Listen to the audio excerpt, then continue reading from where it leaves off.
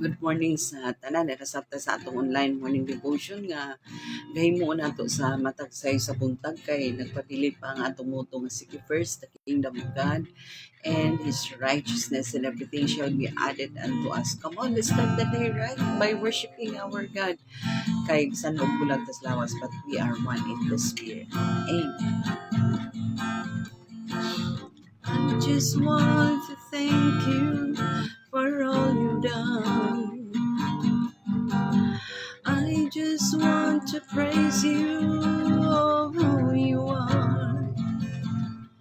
In your holiness and righteousness, faithfulness and mercy, I worship you, Jesus, my Lord. We breathe and live because you died, you made us strong. When you rose again, ascended on high. When you build our faith, what a glorious day to wait upon you coming back. Oh God, I just want to thank you for all you've done. I just want to praise you, who you are. In your holiness and righteousness, faithfulness and mercy, I worship you, Jesus, my Lord. We breathe and live because you died, you made us strong. When you rose again, ascended on high. When you build our faith, what a glorious day to wait upon you coming back. We breathe and live because you died, you made us strong. When you rose again, ascended on high. When you build our faith, what a glorious day to wait upon you coming back. Hallelujah, hallelujah, Jesus is coming back again. Ooh, hallelujah, hallelujah, Jesus is coming back again. Hallelujah, hallelujah, Jesus is coming back again. Ooh, hallelujah, hallelujah, Jesus is coming back again. Jesus is coming back again. Jesus is coming back again. Ooh, hallelujah, hallelujah. We give you praise, we give you glory, O God, for you are worthy, Jesus. Lord, thank you kay Ginoo sa imong pagpukaw ka na maamahan ini sa sa kabuntangon, Lord, nga gipabuka pa nimo ang among mga mata o imo ming gi-enable nga mobangon, Lord, aron papangimo ni morning devotion, o God. Salamat kay dili ni amo kaugalingong katapos-kuso kun dili imuha ni Lord. Salamat kay bisan pa sa kalidad malinaw ang hinanok kakatulog nga imong i-provide kanamo tibok gabi, Lord. Thank you kay ni ana bisan pa man sa imong paghatag dugang nga adlaw na usab, Lord, ning adlaw nga Friday, opportunity Ginoo nga opportunity alang kanamo ang mga padayon sa pagkinabuhing Kristohanon Lord ug bisan pa man opportunity nga makaalagad kanimo opportunity usab Ginoo makapamuhat sa mga buhaton nga may kalambigitan sa imong kahimayaan. Thank you kaayo nining tanan. Pagkadaghan gid kaayo sa angayan namo pasalamatan Lord. Pagkadaghan dili maihap Lord bisan sa una magtisting og ihap Lord. Apan Lord, you know our heart Lord how grateful we are Ginoo sa imo Ginoong pagkamaayo sa among kinabuhi. Laygon ka gid Lord sa walay katapusan sa dawata ang among mga pagpasalamat pagdaig paghimaya pinaagi sa gamhanan kang ngalan Ginoong Kristo nga among Ginoo manluluwas. Amen. Hallelujah. So nanasabta no sa pagtuon na sab sa pulong sa Ginoo no mubo nga pagpakli sa balaang kasulatan naa pa ta sa Matthew Book of Matthew. Naata karon sa chapter 13. Akong gibasa ang whole chapter sa 13 mostly sa content sa chapter 13 is puro parable no. Nakita na to nga puro parable gyud. The whole chapter of chapter 13 is almost all parables nga gisulti ni Ginoong Hesus dinhi. No, the parable of the sower, the parable of the weeds, no, the parable of the mustard seed, the parable of the leaven, no, the parable of the hidden treasure, sa pani the parable of the pearl, no, the pearl of the great value, no, dayon daghang kaayo, the net, the parable of the lost sheep, no. Dili na ang last nga parable di is kaning the pearl of great value. Muna siya ang last nga parable nga gisgutan diri sa chapter 13. Ang pangutana nga nung ang mga apostoles ang utana nga Lord nganong kung gahistorya ka iagi man imong mga sambingay ana ang mga tao. So inaana ang mga disipulo nang utana Lord nga nganong kung may istorya ka nganong iagi man imong sambingay.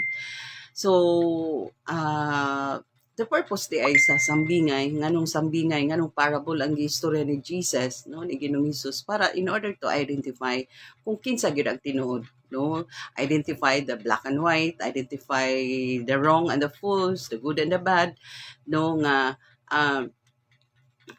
kita mismo nga mga tao maka-identify kung naabag kita sa right track, no, naabag kita sa insakto. Kay kung naata sa insakto masabtan gyud nato kung unsa ang kuan. Kay ang meaning mangod sa parable is the parable is an earthly story, short story, no, with a heavenly meaning. Mao man na siya ang parables, no. Dinhi sa kadagan sa parable ni Ginoong Hesus nag-ingon ang mga disipulo niya nga Lord kanong iagi man imong sambingay.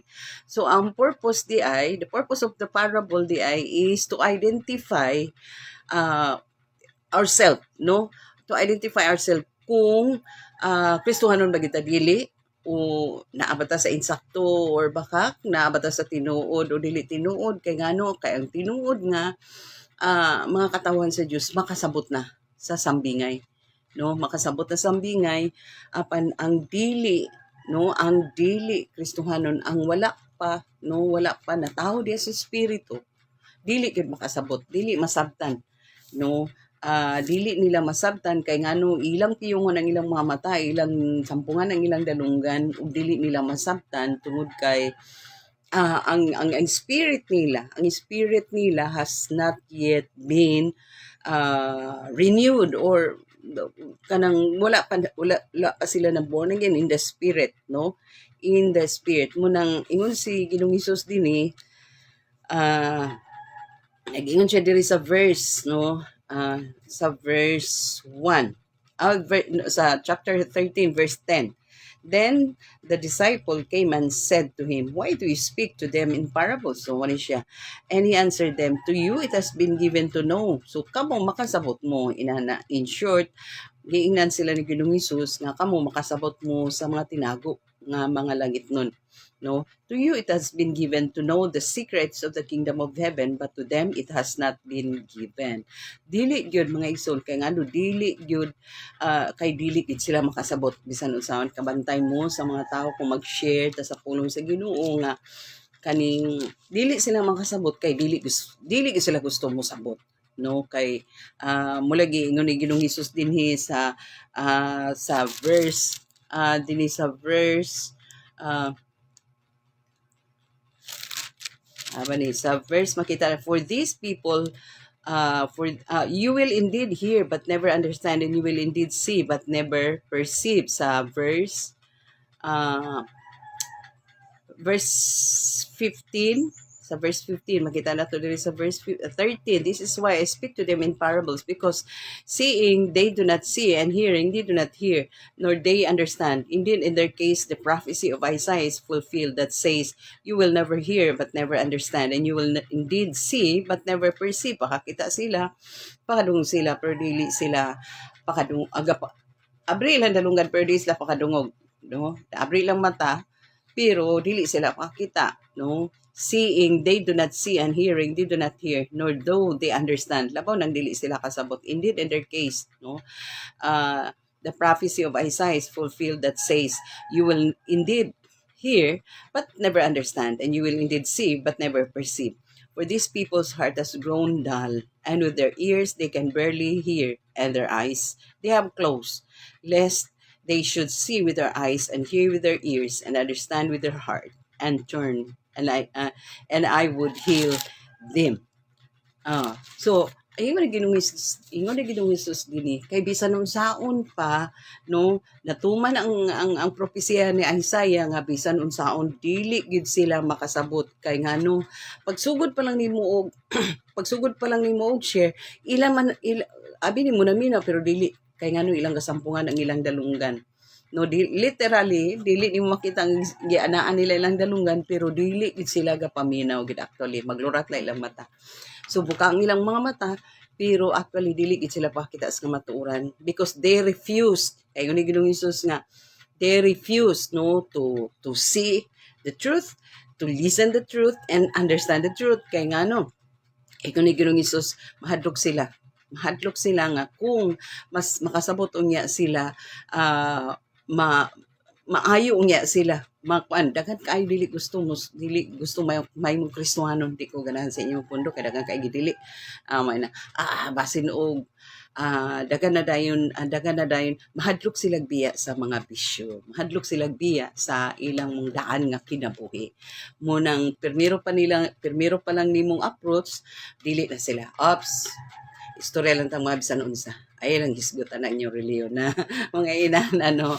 So, mao din na siya ang purpose to identify ourselves, no? To identify ourselves if we are God's people or not. Kay kita mismo maka-identify gyud. Ngano di ko kasabot aning ilang ga isulti. Nganong muli kay gyud ko, nganong kuan kay ngano ang espiritu sa Dios wala pa nagpuyo sa kinabuhi sa Kristohanon, o kay wala pa nagpuyo ang espiritu sa Dios, ang presensya sa Dios dili gyud bisan unsaon pa niya bukas sa iyang bisan unsaon pag bukas sa iyang mata, o bisan unsaon pa niya abri sa iyang dalunggan, abri sa iyang mata, o abri sa iyang salabutan, di gyud siya kasabot unless and until the spirit or the presence of God, no, until he receives the presence of God and allow God to dwell in his heart, and the Spirit of God to dwell, no, nga maghari sa iyang kasing-kasing. Ay pa siya kasabot. Pero unless dili niya ipahari ang Ginoo, si Ginoong Hesus, ug ang Espiritu sa Dios di pa niya papuyon sa kasing-kasing, di gyud niya masabtan ang mga butang langit nun,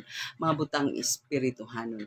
So karon daghang kay mga tao dili mo dawat siran, daghang kay mga tao nga mo mo atras kung atong siran. Why? Because nahadlok sila nga kung ma-convert sila, kung musulod sila sa pundok, no, sa mga katawhan sa Dios, sa mga kaanakan sa Dios, mabukang niya ilang mga mata sa kamatuoran nga kani dili na pwede, kinahanglan magkinabuhi na tang matarong, kinahanglan magasunod na tang Kristo, no, kay daghan ang ilang gabasihan, no, daghan may diri sa world kay ga-enjoy man ta, may diri sa kuan kay walay ginadili, may dani nga pundok kay walay do this, do not do this, do not do that.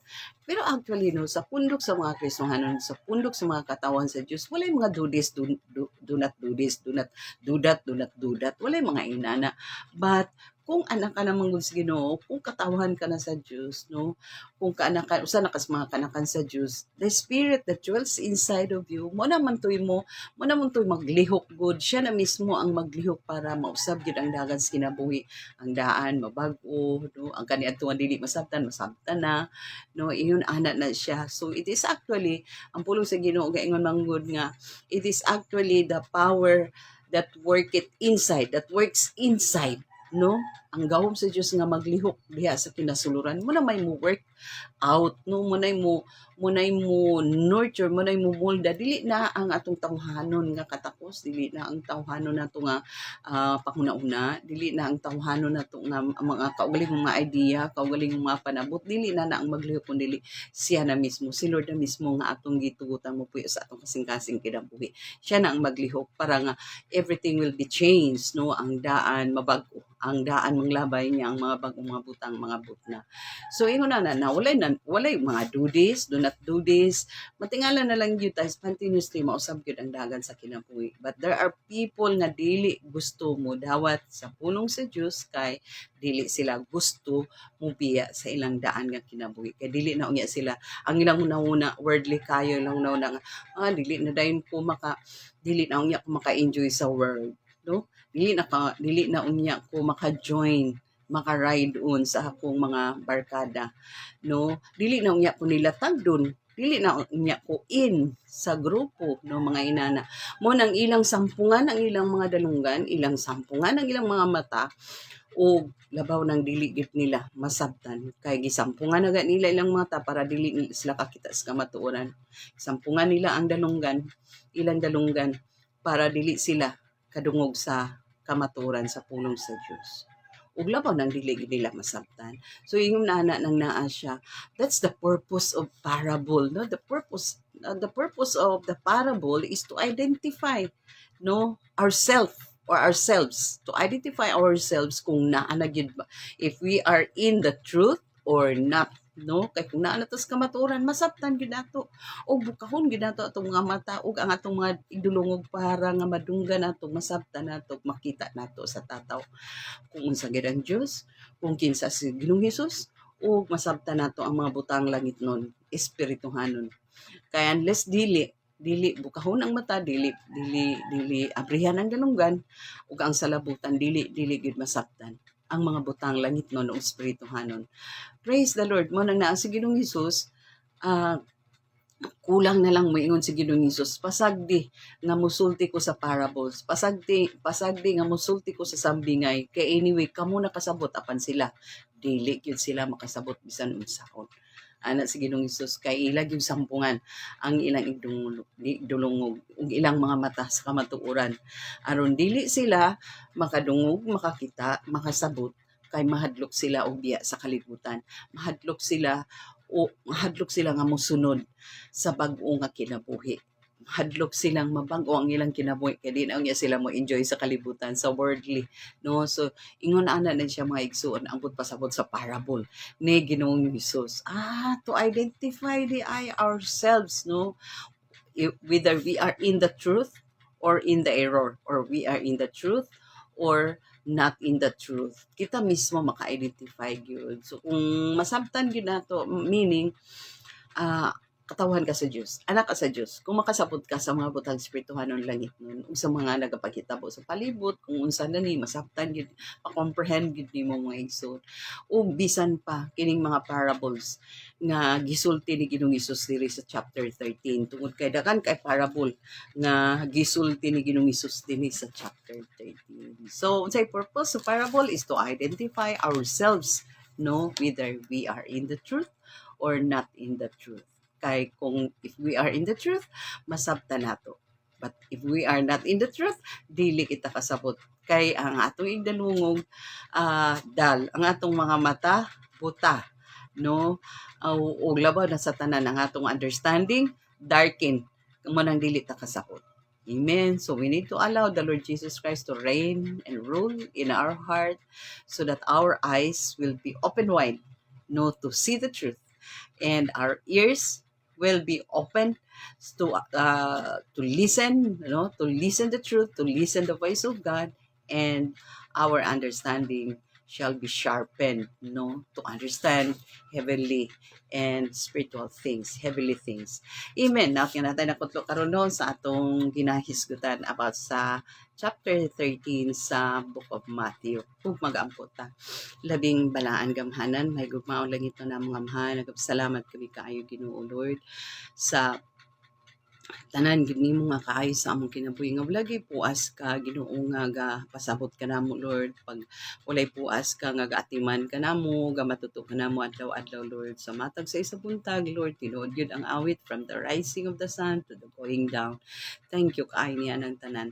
Bisan pa man naga-pray kami karon Lord sa mga kaigsunan nga manarbaho sa office pribado publiko nga office nga imo silang providean og kusog katakos kabasog sa panglawas bisan pa man strong comprehension usab wisdom Ginoo sa pagdumala sa ilang trabaho sa opisina o taga isilang kagaan Ginoo sa pagdumala sa ilang trabaho sa opisina gaan Ginoo hagkapra ang pagdumala nila sa ilang trabaho sa mga estudyante magyapon Lord mga estudyante provide kag strong comprehension bisan pa man good health nga dili sila maka-absent Lord walay sakit nga mudangat kanila Ginoo protection, guidance, strong comprehension ihatag kanila. Magyapon sa mga teacher nga mga kaigsuonan namo Lord, tagay silang wisdom sa pagdumala sa ilang mga estudyante, taas nga pasensya sa pagdumala sa ilang mga estudyante Lord o kaalam usab sa pag prepare sa ilang mga lessons Ginoo.